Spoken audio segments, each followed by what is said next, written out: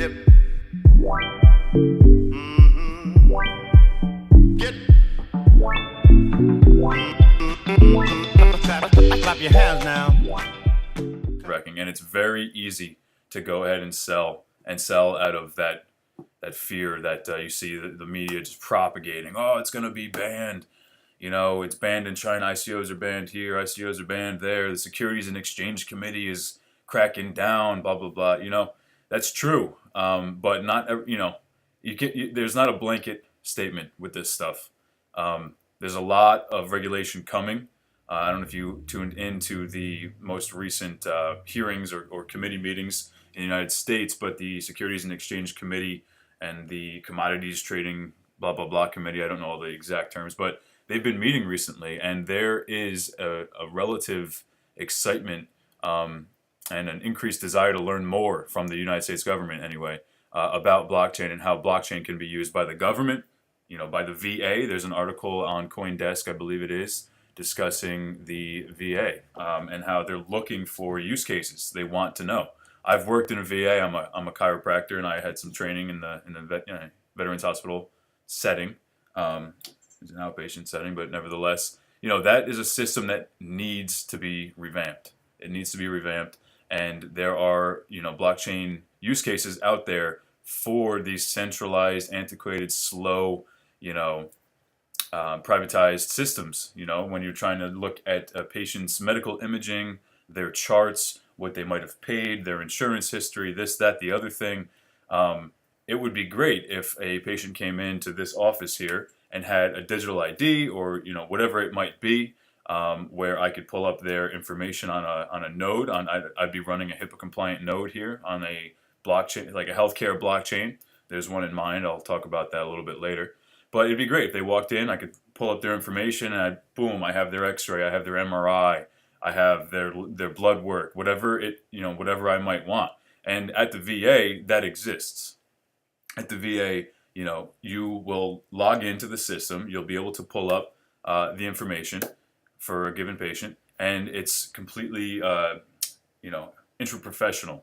You could look at a psychology note or psychiatric evaluation. You could look at a primary care physician's orders or notes. You could look at a physical therapist notes. You know, the chiropractic notes go in there down the line. But that's one system, like almost like an intranet. It's, you know, VAs being connected all over the country. But eventually you could imagine a blockchain where it's worldwide, or at least nationwide. It probably would be worldwide. But a HIPAA compliant blockchain. There is one called Simply Vital Health. Let me pull this open real quick. This is similar to Medical Chain. I don't know if you've heard of Medical Chain. I got some Telegram notifications up here.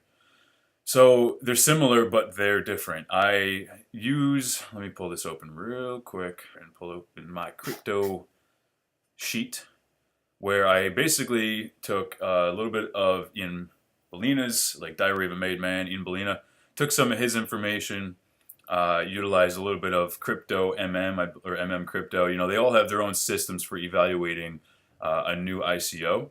And Simply Vital Health here, using those token metrics, outperformed credits significantly. If you're looking at 78% for credits versus an 84.7% for Simply Vital Health, that is impressive to me. Fusion is, I truly believe Fusion is going to be killing it. And they scored below as well. Long story short, Simply Vital Health is like Medical Chain, but they actually have a blockchain, a HIPAA compliant blockchain. And a lot of people say, oh, HIPAA is only applicable in the United States, but it is relatively world known, not necessarily utilized, but people know what HIPAA is. A lot of people in healthcare know what HIPAA is. HIPAA compliance meaning you will not be talking openly about a patient or their information. It has to be confidential, and everything about their health records have to remain confidential. If you'd like to know more, feel free to read my HIPAA compliance information, since we are, after all, in a clinic. Small clinic, but a clinic.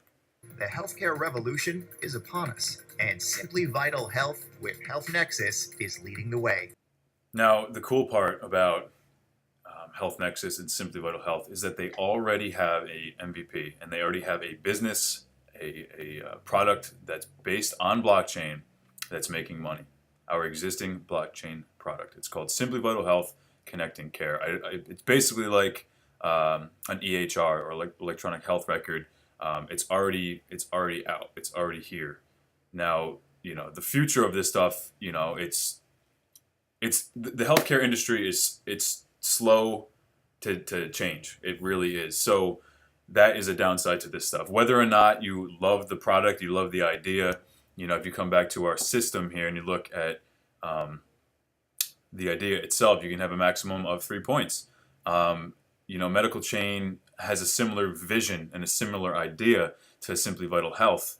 So I'm going to give them both the 3 points there, the full 3 points, because this is a needed thing. I don't know how it is in perhaps a socialist country where there is universal health care.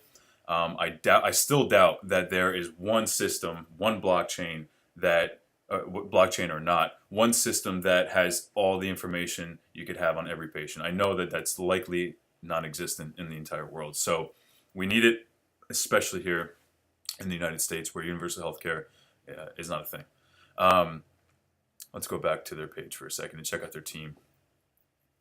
I mean, just to think that I could turn on my little miner over here. I don't have a mining rig. I have a gaming computer with an RX 480, 8 gigabyte. It's just an AMD card. I have an MSI one. So, I mean, I could show that another time, but long story short, it is always over here, and it is always mining at around 18.4 megahash a second, so nothing special at all. Maybe $50 a month if I'm lucky in Ethereum. I also switch it on and off to Electronium and earn, maybe 10 Electronium every day or two. So, it's fun. I like messing with it. I kind of put the computer together myself. And cryptocurrency, by the way, I never did any of this stuff before cryptocurrency. I never messed around with PCs, ever. I had the thing in pieces, put a new power supply in there, ran it all. I'd never done that before. I even put the GPU in there. It's easy stuff to anybody who knows what they're doing, but I wouldn't have done it if it weren't for the ability to mine a little bit. So coming back, let's find this team here. Well, let's actually, since it's here, the token metrics. And so Ian Bellina loves to see, I want to say 65% to 75% of available tokens. That's for a full point. So basically saying that for sale in the ICO versus the total supply that will ever be in existence. He likes there to be some skin in it. He wants the company to be giving those early adopters, those ICO participants or pre-sale participants, he wants to see, hey, there's something in it for you. There's only going to be, the majority of these tokens are going to be given to you. And I think that makes sense. So yeah, we're at 60% here of the 60% of tokens are available during the pre-sale or ICO. It's an ERC20 token as of right now, 18 decimals. You can add that to your MyEther wallet or MetaMask. I don't like MetaMask personally, but it's only because I didn't take the time to figure it out. So the whitelist is actually closed, and even it's a one Ether minimum to get into this, and I believe United States participants are allowed, which is rare, of course. But unfortunately, that whitelist sale is closed. What you could do is sign up for the waitlist because it's possible that they're going to go from pre-sale, which is ongoing right now, but I believe like a 35 Ether minimum. It's unbelievable. I don't know if that's 100% accurate, but that's what I had heard through the grapevine. So it's going to go from that pre-sale to a 1 Ether minimum whitelist sale, which is supposed to be going to starting at the end of February.